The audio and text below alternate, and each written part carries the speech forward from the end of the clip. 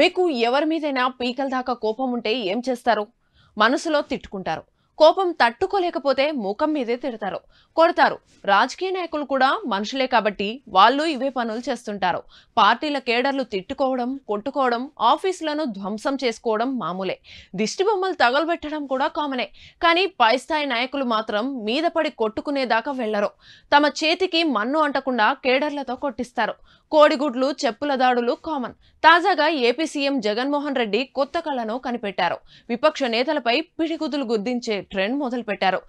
చంద్రబాబును, పవన్ కళ్యాణ్ ను వైసీపీ కార్యకర్తలు బాక్సింగ్ లో మాదిరి కసితీరా చావగొట్టే అవకాశం కల్పించారు. ఇది జగన్ మార్క్ చేతబడి అని చెప్పుకోవచ్చు.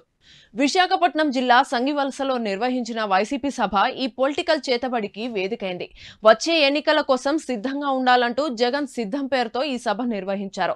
మామూలుగా ఓ పార్టీ సభలో ఆ పార్టీ నేతల కటౌట్లు, జెండాలు, పోస్టర్లు, బ్యాడ్జీలే కనిపిస్తుంటాయి.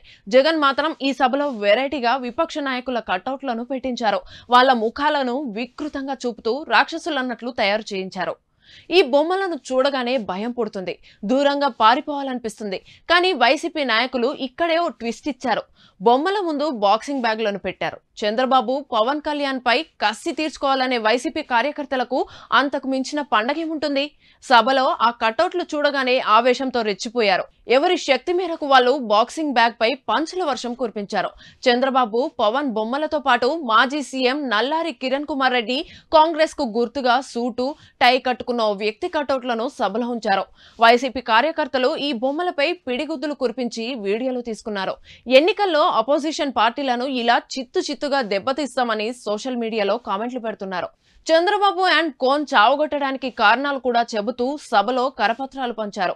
ఏపీ విభజనకు, ఏపీ ప్రత్యేక హోదా రాకపోవడానికి వాళ్లే కారణమని అందులో తిట్టిపోశారు. టీడీపీ, జనసేన, కాంగ్రెస్, బీజేపీ వల్లే రాష్ట్రం సమస్యలు ఎదుర్కొంటోందని రాసుకొచ్చారు.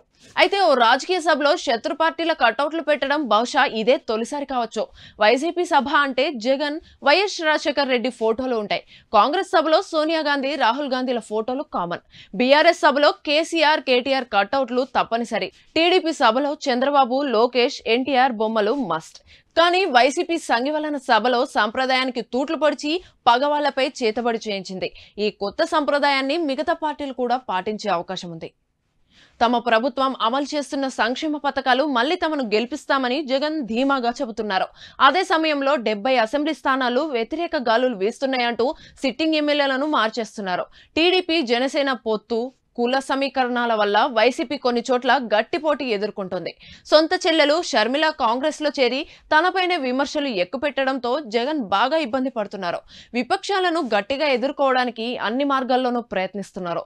బాక్సింగ్ బ్యాగ్లపై దాడి అందులో ఒకటని భావిస్తున్నారు.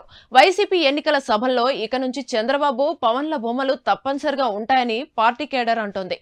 ఈ కటౌట్ల కథలో మంచి ట్విస్ట్ కూడా ఉందండోయ్. జగన్ ను తీవ్రంగా విమర్శిస్తున్న షర్మిల కటౌట్ ను సంఘ సభలో ఏర్పాటు చేయకపోవడం గమనించాలి. బీజేపీకి గుర్తుగా ఆ పార్టీ నేత కటౌట్ కూడా లేదు. అటు చెల్లెలు, ఇటు తనకు గట్టిగా మద్దతిస్తున్న మోడీ కటౌట్లు పెట్టించి పిడిగుద్దులు గుద్దించడానికి జగన్ కు ఎలా మనసొప్పుతుందని గుసగుసలు వినిపిస్తున్నాయి.